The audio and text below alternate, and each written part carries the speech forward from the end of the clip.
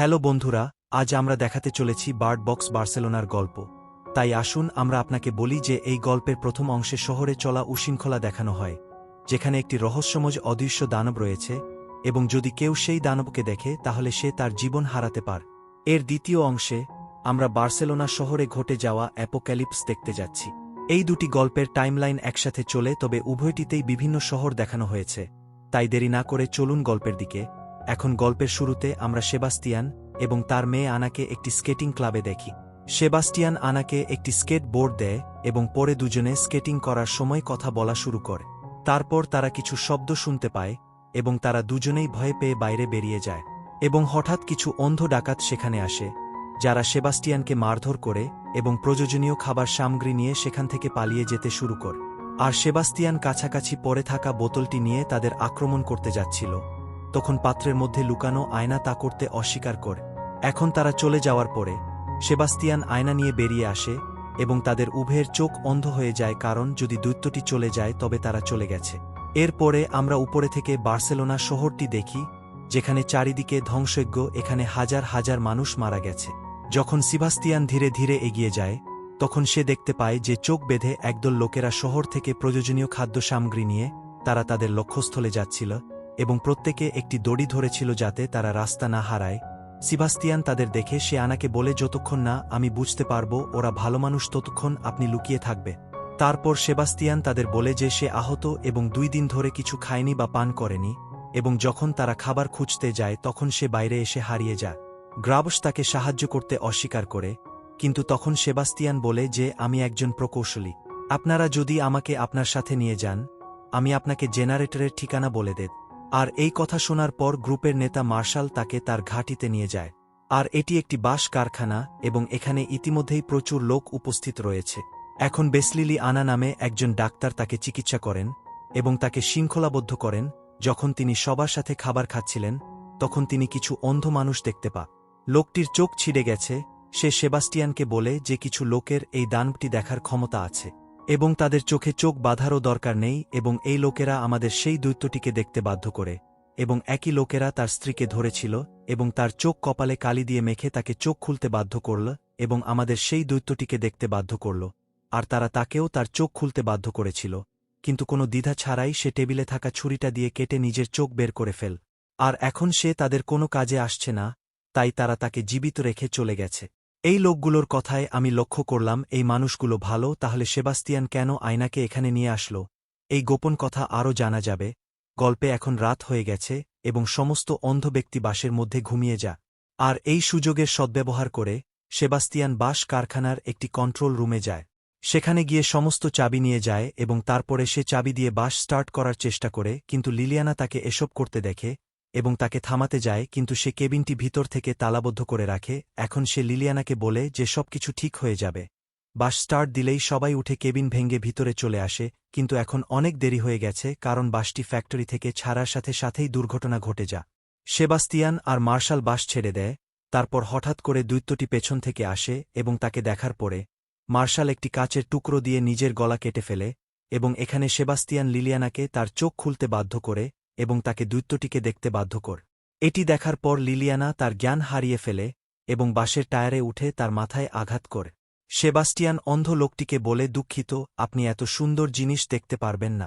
এবং তখন এক ব্যক্তি বাসে আগুন ধরিয়ে দেয়, যার কারণে সমস্ত লোক মারা যায়।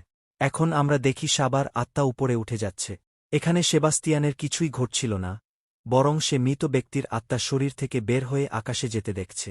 তারপর এক মেয়ে তার কাছে আসে, সে এসে বলে যে সে ঠিক কাজ করেছে এবং এখন সবাই মুক্ত, তারা তাদের সঠিক জায়গায় রয়েছে, অর্থাৎ তারা ঈশ্বরের কাছে পৌঁছে গিয়েছে। মেয়েটি বলে সেবাস্তিয়ান ঈশ্বরের প্রেরিত একজন গাইড, যিনি সমস্ত মানুষকে নিজেদের মুক্ত করতে এবং তাদের সঠিক জাগরণে পৌঁছাতে সাহায্য করছেন। আর মেয়েটি বলে এখানে যখন সবকিছু শেষ হয়ে যাবে তখন সেও পরলোকে যাবে এবং তার স্ত্রীর সঙ্গে আবার মিলিত হতে পারবে। তার মানে মেয়েটি যা বলছে এগুলো বাস্তব নয়, এটা শুধু সেবাস্তিয়ানের দৃষ্টিত। আর এই পুরো ঘটনায় সেবাস্তিয়ান মারা যায়নি, কারণ তাকে দৈত্যটি পছন্দ করেছে, যাতে তার সাহায্যে সে পৃথিবীর অবশিষ্ট মানুষকে ধ্বংস করতে পারে, কারণ অনেক লোক এখনও বিভিন্ন জায়গায় আটকা পড়ে আছে এবং মনস্টার তাদের বের করার জন্য একটি নতুন উপায় খুঁজে পেয়েছে। সেটি হল সেবাস্তিয়ান, আর মনস্টার পরিকল্পনা করে তার মনের মধ্যে আনার অর্থাৎ মেয়েটির দৃষ্টিভঙ্গি রোপণ করেছে, যাতে সেবাস্তিয়ান মনস্টারের নিয়ন্ত্রণে তার মেয়ের সাথে দেখা করতে পারে এবং তার মেয়ের জন্য যেকোনো কাউকে মারতে দ্বিধাগ্রস্ত না হয়। উইলিস অ্যাপোক্যালিপস কিভাবে শুরু হয়েছিল তা জানতে আমরা 9 মাস পিছিয়ে যাই। অ্যাড সেবাস্তিয়ানকে একটি উইন্ড মিলের কাছে দাঁড়িয়ে থাকতে দেখেন, যেখানে সেবাস্তিয়ান টারবাইন পরীক্ষা করছিলে। আর হঠাৎ সেবাস্তিয়ানের একটা ফোন আসে এবং সে জানতে পারে এই পাওয়ার প্ল্যান্টে আত্মহত্যা করে অনেক মানুষ মারা গিয়েছে, আর কেউ ভবন থেকে ঝাঁপ দিয়ে প্রাণ বিসর্জন দিচ্ছে। এভাবে বহু মানুষকে হত্যা করা হয়েছে। তারপর সেবাস্তিয়ান তাড়াতাড়ি অফিসে পৌঁছায় এবং দেখতে পায় অফিসের চারিদিকে উশৃঙ্খলা চলছে, এবং সে টিভিতে দেখতে পায় ইউরোপে কয়েকটি শহরে ছড়িয়ে পড়া কিছু একটা জিনিসকে দেখে মানুষ বিভ্রান্ত হচ্ছে।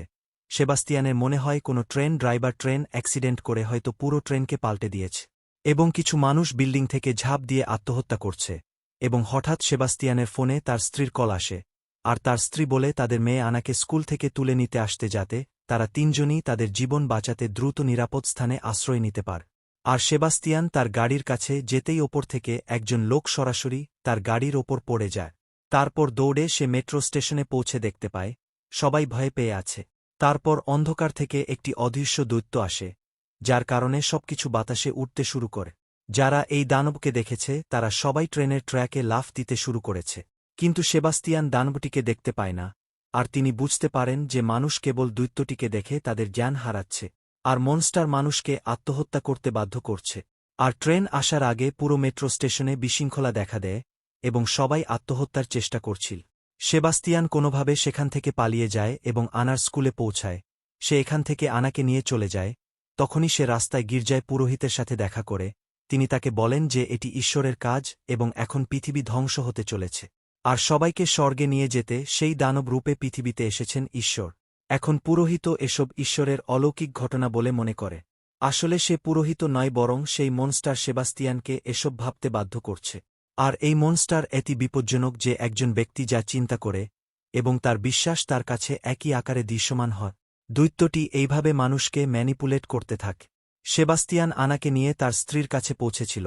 তখন রাস্তার মাঝখানে তিনি দেখেন যে তার স্ত্রী একটি গাড়ির সাথে ধাক্কা খেয়েছে এবং সে কোনো কারণে অজ্ঞান হয়ে গেছে। আমরা সেবাস্তিয়ান এবং আনাকে একটি গির্জায় ঈশ্বরের কাছে স্বীকারোক্তি দিতে দেখি।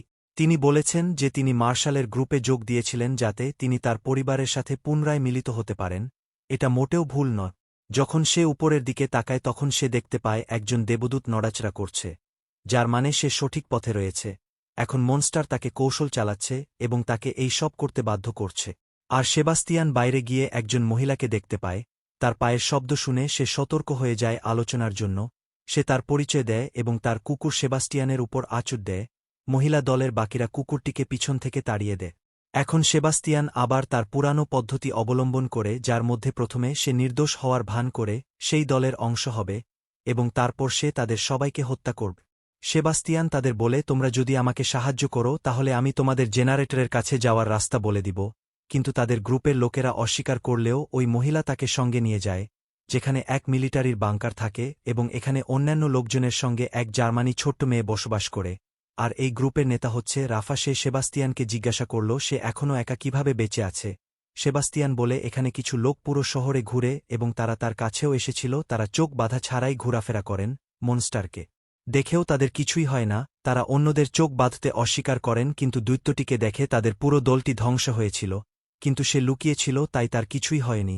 এখন রাফা তাকে ম্যাপে জেনারেটরের অবস্থান সম্পর্কে জিজ্ঞাসা করে, আর পিছন থেকে মেয়েটি বলে যে আপনাকে শুধু 2 জন লোক নিয়ে জেনারেটরে যেতে হবে এবং যদি সে একা ফিরে আসে তবে তারা তাকে সন্দেহ করবে। এখন সেবাস্তিয়ান বলে যে সে জেনারেটরের অবস্থান সম্পর্কে কিছুই জানে না, সে শুধু বাঁচার জন্য মিথ্যা বলেছিল। এবং এটি শুনে রাফা সেবাস্তিয়ানকে মারতে শুরু করে। তখন জার্মানি মেয়ে সোফিয়া তাদের মারামারি করতে বাধা দেয়।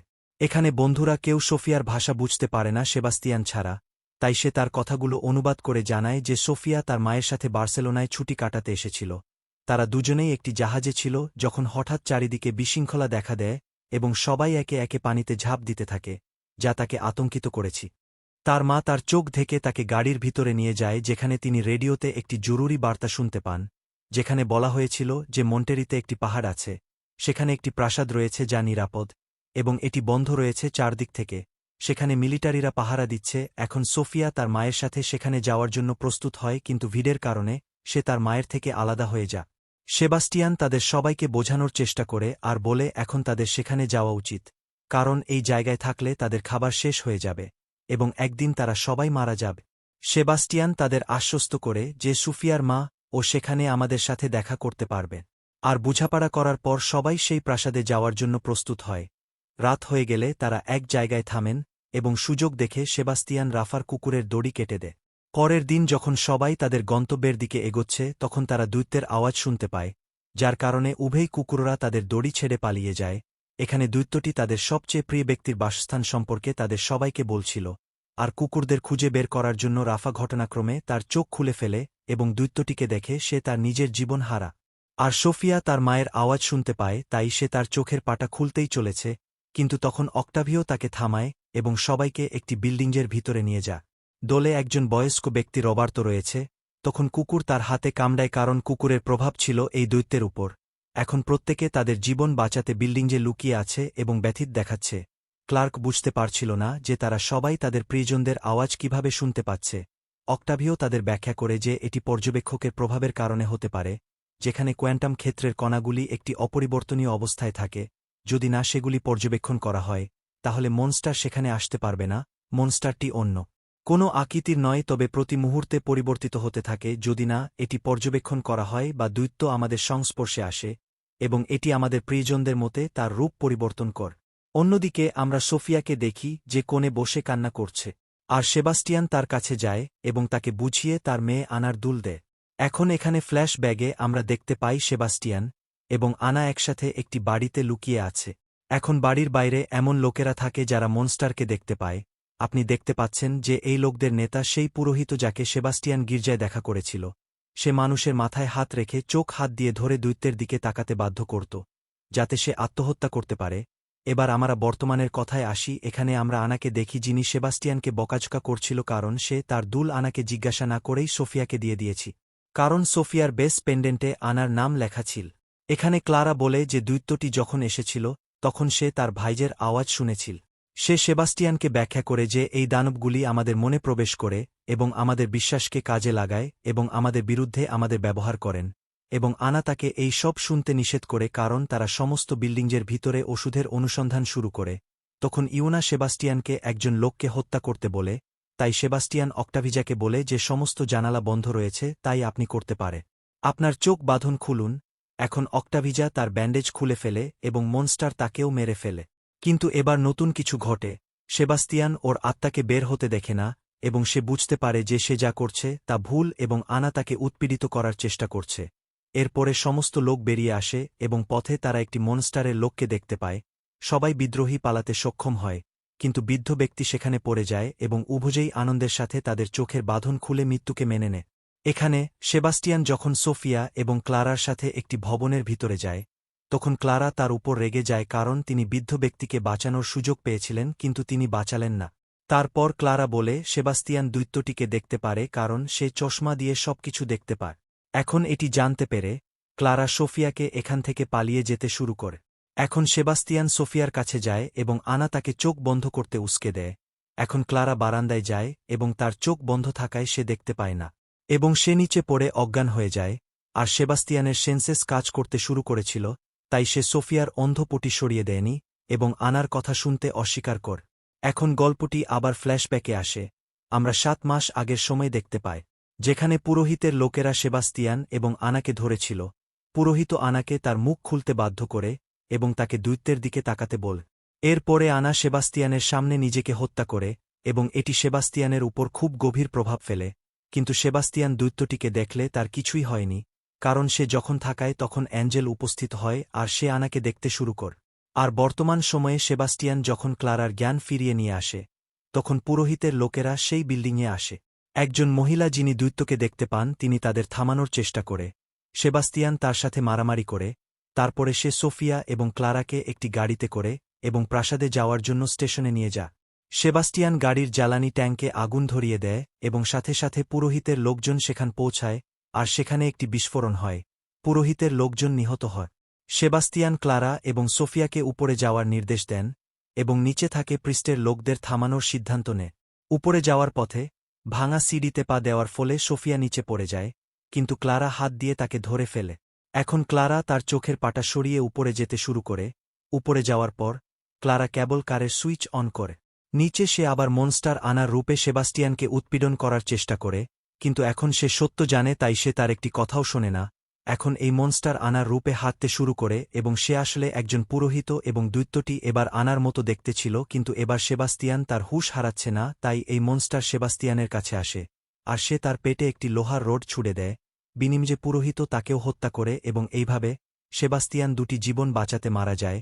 আর সাথে সাথে ক্লারা নিচের দিকে সুইচ অন করে কেবল কার। ধীরে ধীরে যখন তার দিকে এগিয়ে যাচ্ছিল, তখন দৈত্যটি ক্লারা এবং সোফিয়াকে চালিত করে চোখের পাটা সরিয়ে ফেলতে বলে, কিন্তু তারা নিজেদের নিয়ন্ত্রণ করে এবং কেবল কার আসার সাথে সাথে ঝাঁপ দেয়, যা তাদের সরাসরি প্রাসাদে নিয়ে যা। এতে আমরা দেখতে পাই প্রাসাদে মিলিটারি রয়েছে, যারা পরীক্ষা করে দেখছে এরা মনস্টারের লোক কিনা। এখান তারা প্রাসাদের ভিতরে যাওয়ার সাথে সাথে সোফিয়া তার মায়ের সাথে দেখা করে এবং তাকে দেখে সে খুব খুশি হয়। যখন ক্লারা নিজের রক্ত পরীক্ষা করাতে চাচ্ছে, তখন একজন ডাক্তার বলছে মনস্টারকে দেখা লোকদের শেয়ার্স বলে, আর শেয়ার্স ট্রমা এবং পিন মিলিয়ে আলট্রা হয়ে যায়, আর এই কারণে তারা মনস্টার দেখলে তাদের কিছুই হয় না। এই ডাক্তার এই রোগের ঔষধ বের করার চেষ্টা করছেন, কিন্তু তারা জানেন না যে এটা কোনো রোগ নয়। তারপর দেখানো হয় ডাক্তার এই শেয়ার্স দিয়ে তৈরি করা ঔষধ ইঁদুরের ওপর কিভাবে পরীক্ষা চালিয়ে যাচ্ছে। আর এর সাথে সাথে এই কাহিনী এখানেই শেষ হয়ে যায়। তাহলে গল্পটি আপনার কেমন লেগেছে নিচে কমেন্টে বলবেন।